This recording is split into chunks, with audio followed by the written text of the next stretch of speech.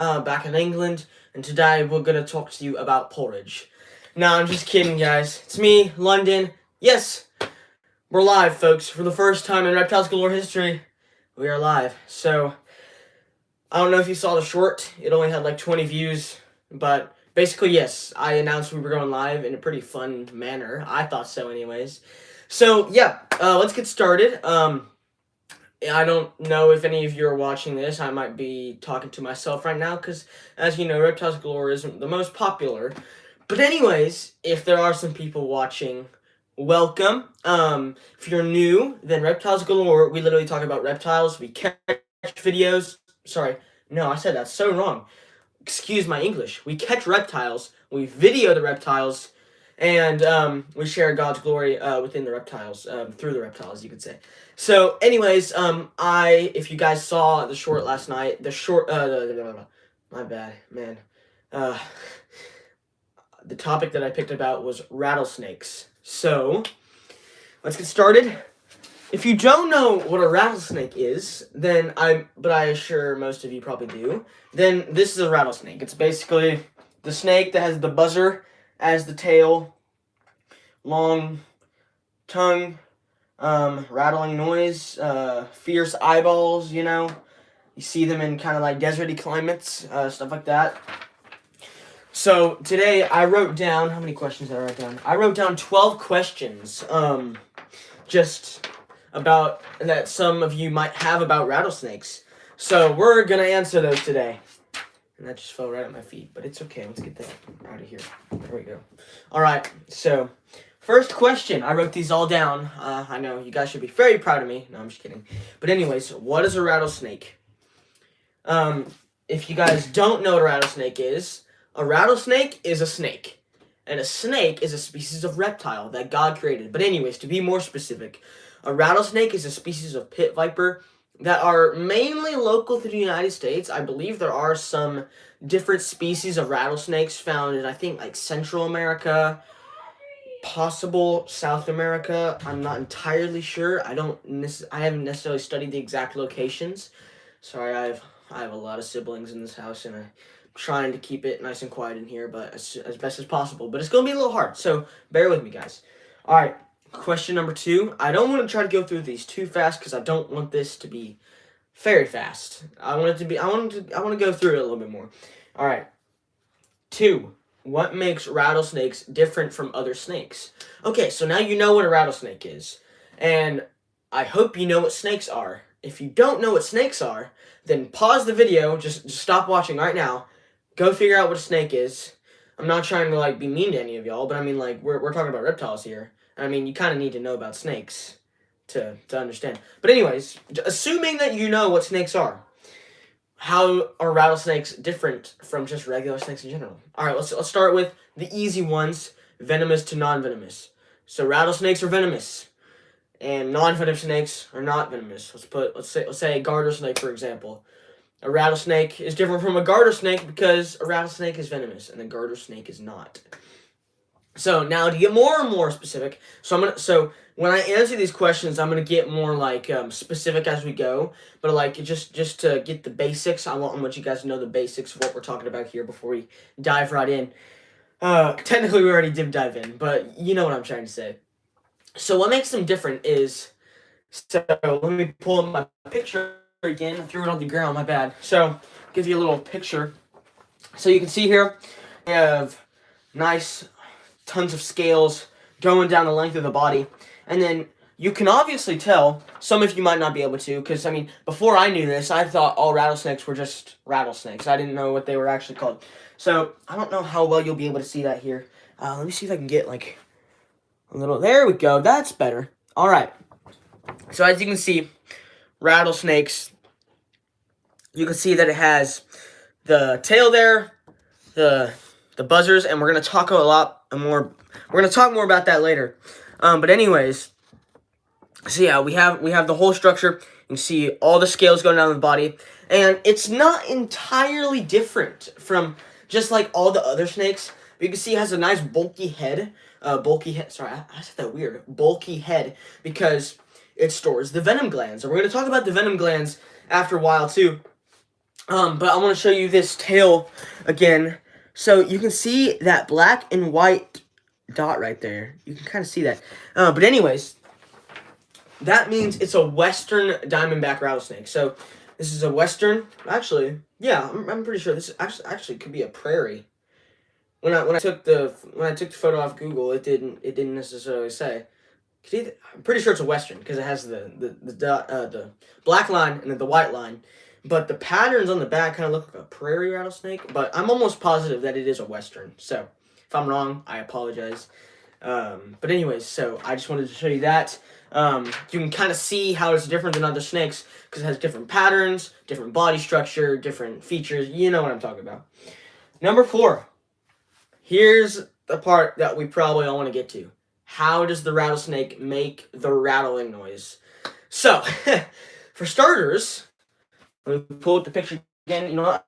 I'm just going to hold on to the picture the whole time. So basically, I'll show you that tail again. You can see that tail right here. So, on the inside of that tail, so you can see they have segments. There are segments of the tail right along there. You can see that. But anyways, inside those segments, there are layers of keratin. And if you don't know what keratin is the substance that makes up your fingernails and your hair, actually. It also makes up bull's horns, too. So that's pretty cool. But anyways, there are layers of keratin on the inside. So, like, you could say, like, dry layers of keratin on the inside of the buzzer there. And basically, when they shake that tail, it makes a very loud buzzing sound. And that's why they're called rattlesnakes, because you can hear that distinct rattle when you get too close. So, like, let's say you're walking along and you hear the rattling sound. Crickets kind of make that. Crickets seem to make that sound a lot too. Like, you know, during the summer. I don't know if it's crickets. It might be like locusts. Locusts kind of make that sound too. But anyways, rattlesnake, when it makes the rattle, you'll know. The rattlesnake's trying to tell you, hey, get away, man. This is my territory. I'm gonna bite you if you come any closer. So, not saying that all snakes are out to get you. They're not. This is simply a defense mechanism stating, like, hey, give me my distance and I won't bite. But if you come any nearer, and obviously it's not our fault because sometimes we don't see them. They have really good camouflage. That's how God created them. But sometimes we accidentally step on these guys and they bite us, and very venomous. I believe neurotoxic. Some of them neurotoxic venom. So yeah, I might as well just keep this by my side. So that is pretty much how the tail mechanism works. It's very interesting how God created it. But it's surprising that to make that such a loud sound. But that's just that's how it works. Oh, sorry, I'm getting really itchy. My bad. Okay, number 5. Are rattlesnakes pit vipers? I'm going to give you the quick answer. Yes, rattlesnakes are pit vipers. And if you don't know what a pit viper is, some of you might not, because it's not exactly a very common phrase. But pit vipers, so I don't know how well it's going to come up in the picture, but can you see that, like, black dot where the nose should be? And then that little tiny black dot under the bigger black dot. So, the little tiny black dot right there, that is a heat-sensing pit. So, a heat-sensing pit. So, snakes can't see the way we can see. They don't see, like, color. Our eyes are different from theirs. Basically, what they see heat. Well, technically, you could say they have 2 eyes. So, the normal 2 eyes that you see, that are actual eyes, they don't have really good vision. Like, they just don't have good vision. Like, let's say they have poor vision and they don't make snake glasses, guys. So, they have really poor vision. But you could say they have another set of eyes right under those eyes, which are the heat-sensing pits. And with the heat-sensing pits, they can sense heat. So, have you ever put on those heat-sensing goggles that have, that show, like, the outline of everything, but it's, like, red, orange, blue, you know, all those colors? That's heat-sensing. So, let's say a rattlesnake was looking at me right now. It would see my body, like, orange and red, because it has heat. It has the blood, the blood pumping, which creates the heat in the body. But let's say it looked at a doorpost. Or, not a door, what am I talking about? A lamppost. Let's say it was looking at a lamppost, a rattlesnake. Let's say it went to Chicago and it was looking at a lamppost or something. It would not appear red and orange because it is not alive and it is not hot. I mean, I mean, tell me if I'm wrong. I don't know if I'm exactly right, but like if the object was hot, like maybe the sun was shining down on it for a long time, maybe the rattlesnake could see the heat. But I believe the rattlesnake, like, you could technically say the rattlesnake senses the blood pumping through your body, and that's what creates the heat sense towards their heat sensing pits. So, anyways, yes. I also covered question 6 too. What is a pit viper? Um, I hope you're not very confused anymore, because I don't like being confused when I'm trying to watch a video that says they can explain things, and let's say they can't, and I have no idea what they're talking about. So yeah, I hope I explained that really well. If you want me to explain some more, then just tell me in the comments, and I could definitely do maybe a video on that, just talking a little bit more through that.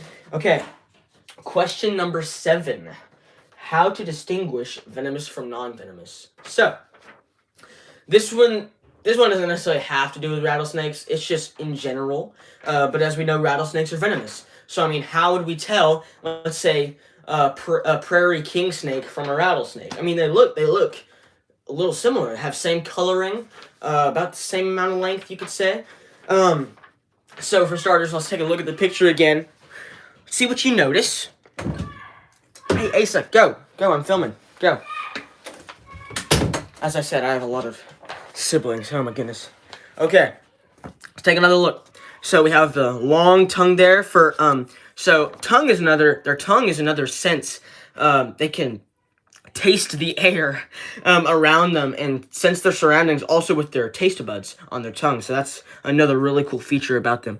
But anyways, so venomous from non-venomous. So it is not going to appear very well on this. So let me pull up my National Geographic Reptiles and Amphibians guide. It's a pretty good guide. But let me pull up one of their examples they have on here. Right over here. Right here. So, first of all, look at this top one up here. It's a little bit blurry, my bad, guys. But if you can kind of see. This eye has a cat eye slit in the middle, and this eye is just a nice little round pupil. Now, if you need more examples, let me actually grab one of these pictures on here. So here we go. Common water snake. You can see the pupil in the middle. It's just a nice little round pupil, like ours. But then, let's flip over to... it's coming. It's not showing very... Okay. To the copperhead, you can kind of see that it has that cat eye slit in there. But then go to the harlequin coral snake, and they don't have the cat eye slits. And I'm like, some of you might be like, well then, how is that helpful if there's still venomous snakes out there that don't have the cat eye slits? So, whoa, what was that, guys? I'm so sorry. Today is not going the way it's supposed to. But anyways, let's say that. So just. You need to process through this. So the coral snakes, there's only one coral snake, I believe, native to the United States. But let's say the coral snake, that's the only snake in the United States that does not have the cat eye slits. Almost every single, I believe every single, correct me if I'm wrong again, but every single venomous snake, other than the coral snake, have the cat eye slits, and that was sometimes during the night and stuff, they have like bigger pupils, you know. That's normally during the night when they're foraging for food and stuff. Some of them are nocturnal. But anyways, during the day, you'll normally see the cat eye slits, and as the non-venomous snakes don't have that. That's probably the most useful one that I find. But there's another one. Some people say the head shape, like the venomous snakes will have the triangular head shape, and the non-venomous ones will just have the straightforward head, not like the oval shape or circular shape. I don't know. That does not always work, because if you catch a garter snake, for example, or a ribbon snake, or, you know, a lot of those snakes, water snakes are a really good example, actually. When you catch a water snake, for example, they will flatten their head out to look like a venomous snake. And that's why a lot of people mistake water snakes or just garter snakes in general for venomous snakes, because they'll flatten their heads out to look like venomous snakes. But then that's when you have to look at their eyes, because the water snakes don't have the cat eye slits unless it's a water moccasin, of course. The cottonmouths, water moccasin, cottonmouth, same thing. They will have the cat eye slits and the triangular head. So yeah, that's a good way. I could probably go on for a long time about this because it's a little confusing topic. But we're gonna move on. Whoops! I accidentally closed my thing here. Here it is. There we go. All right, turn the page here. Question number 8. How many kinds of rattlesnakes are there? So in the U.S., I didn't necessarily go over the borders. Man, they're screaming out there. I don't know what they're doing. Anyways, back to Black Planet Earth here. So, how many kinds of rattlesnakes are there? So I didn't go over the board here and go to like all the ones in Central America, South America, blah, blah. I did all the ones in the United States because I figured most of the people that would be watching this would be in the United States. If you're not, then I apologize. If you want me to do rattlesnakes from America, then I can do that. But then again, I'm not entirely sure if rattlesnakes are in Central America. I think so. Like, isn't the banded rock rattlesnake? I think the banded rock rattlesnake might be found in like Mexico a little bit. I think. I'm not entirely sure. Correct me if I'm wrong. But anyways, so there are 32 species of rattlesnakes in the United States. So, oh my goodness. Hey guys, I'm going live, folks. I'm live. Please don't come in here. Thank you. Okay. So 32 species in the United States. I believe in Oklahoma there are 4. I believe 4. Because there is the pygmy rattlesnake, the prairie rattlesnake, the western diamondback, my bad. And I think one of the Massasaugas, I think it's the eastern, no, it's the western Massasauga. I believe the western Massasauga also lives here as well, which is a rattlesnake species. Just doesn't have the word rattlesnake in it. But, yep, that's, we covered that topic, or subject, my bad. Question number 9. Where can you find rattlesnakes, and what is their habitat? So as I kind of said, you can find rattlesnakes almost anywhere in the U.S., except for, like, the colder states. I mean, not as many there. There might still be some. But, like, kind of like the deserty climates, like you'll find in Arizona, California, Utah, New Mexico, all of those lower states, Texas a little bit too. You'll find lots of rattlesnakes. Oh, my back is so itchy, guys. Okay, continuing. What is their habitat? So as I said, dry, sandy climates. Some rattlesnakes prefer woody climates, like you can find them in forests and stuff. But a lot of them, since they have their skin color blends into like the sand and the desert rocks and stuff, they normally prefer like the more deserty climates, So any of those states that have like the more deserty climates, that's where we're gonna find more of them at. Question number 10. What is their main diet? So rattlesnakes have a pretty simple diet because they like to eat mice, obviously. Most snakes like to eat mice. They like to eat birds, some like small birds, if they can catch them. Sometimes they can't catch them, but like maybe little birds that fell out of their nest or something, they gobble those up any day. And just really small mammals that they can eat. I've never really heard of rattlesnakes eating insects. I don't believe so. I think their diet, even when they're young, I think their diet mainly consists of just small mammals and everything like that. Okay, we covered that one. What kind of scales do rattlesnakes have? This one's a pretty simple subject. I just kind of wanted to throw this in here. All right, take a look at the photo again.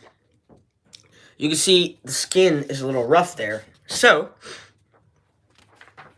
because it's rough, they have keeled scales. So let me grab the nature guide again to give you another example. It should be right over here at the same spot. No, not there. Oh, I'm trying to remember where it's at. It's probably gonna be in my other guide. I have a lot of guides about reptiles and stuff. But anyways, there are smooth scales and keeled scales. So, smooth scales, racers, for example, and trying to think of another one. Worm snakes, they have smooth scales. That's why they feel nice and smooth when you hold them and stuff. I believe king snakes have smooth scales too. I believe most of them. There might be some that have keeled scales, but I believe that most king snakes have smooth scales. That's why they feel nice and smooth when you're holding them in your hands. But keeled scales are on garter snakes, water snakes, rat snakes, a lot of those, and rattlesnakes. Most of the venomous snakes also. Like, except for the coral snake. I don't think the coral snake has keeled scales. They have smooth. But rattlesnakes, all those other ones that I just mentioned, they have keeled scales, which means they have the rougher scales. So basically, they have. I guess they're playing hide and seek. Okay. Anyways, let's say that you took one singular scale. So there would be a ridge in between that one singular scale for keeled scales. They would have one ridge in between each independent scale on their body. That's why their whole body and all their scales feel so rough, because they have that ridge in the middle of every single scale. Whereas the smooth scales just have the scale and no ridges in the middle. Alright, I believe this is the last question. This wasn't a very long live. I apologize. Might be able to make the next one longer. By the way, we're either going to be doing this twice a week. If you would want, we could do this twice a week. Comment below if you want twice a week, because as I said, winter's coming, and not really anything to film. Unless you, like, get a little lucky with a rock, like me and Hudson did when we found a rough earth snake in, like, 30-degree weather. But anyways, so I could do this twice a week or once a week. It's whatever you guys want. I love doing things like this. I could do this all day. But anyways, getting back to the subject. Last question. Question number 12. Where's the venom gland? Probably should have had this as an earlier question, but anyways, where's the venom gland and how does like the venom come out the fang? So, guys, stop trying to come in here. You know I have the door locked. Oh boy. Having a family of 8 is stressful sometimes. Okay, anyways. Alright, so venom gland. I believe I could pull this up in here. Is it in here? It should be in here. Might not be, though. No, it is not in here. Well, anyways. Basically, venom... Actually, wait. Actually, I do have a picture. It's in one of these books back here. Is it in this one? Might be in this one. Let me see. Come on. Should be... Well, has all the body parts except for the head. Alright, one more. It's actually in this book. Okay, I have a lot of books, as I said. Okay, let's see. This is an animal encyclopedia, not just a reptile encyclopedia. Alright, crocodilians, turtles, lizards, snakes. Alright, it's going to be a little hard to see because it's a little bit small. But you can see it says venom gland up there. It's right below the eye, like right below and behind the eye. And the fang is obviously in front of it. So, the venom gland is a gland, so like, it's like a little pouch behind their eye that stores all the venom. So, and they have a little root, a hollow root that travels all the way to the top of their mouth where the fang is. And they have a little hole in the fang, in the bottom of the fang, to where the venom can come out. So when the rattlesnake bites someone, they're squeezing that venom gland, and the venom is coming out of the root of the little hollow tube there, and then going out of the tooth into the person or animal's skin. So pretty straightforward. But it's fascinating because reptile venom takes about a week to like reproduce enough to use. Snake venom. Sorry, did I say reptile venom? Sorry, I meant to say snake venom glands. Like their venomous snakes takes about a week to reproduce enough to, maybe not a week, maybe a little less than that, but a week or so to reproduce enough to like kill something they can actually eat, like a mouse or a small little mammal or a bird. That's why. So have you ever heard of a dry bite from a copperhead? Some people get bit by copperheads and it'll be a dry bite. That means that when the copperhead bites you, let's say, or venomous snake in general, when the snake bites you, that they don't deliver any venom, it's just a warning bite, because God created them smart enough, because most people think snakes aren't smart. Snakes are actually really smart. So, when the snake bites you, sometimes it'll give you a dry bite, to where it does not use any of the venom on you, rather saving it for something they can actually eat. so they don't have to wait a week to reproduce all that venom enough to use on something like a mouse or something. So that's really smart. Yeah. So if you need any more questions about that, I could tell you. If you want to comment that or anything like that, we could definitely talk about that. Thank you guys for watching. Because again, I don't know how many people have been watching this. I don't think there'd be that many people watching this. But anyways, hopefully it gets more popular through the winter. Whoever was watching this, thank you guys for watching. If you want more like this, comment below. I can do it once or twice a week if you guys want. Comment below. Next subject. What reptile should we do next? If you want to make a suggestion, go ahead and comment the next suggestion, and we will definitely do that. So then again, thank you guys for watching, and I think that's it. Pretty much, yeah. Well, thank you guys for watching, and see you in the next one. Bye for now, guys.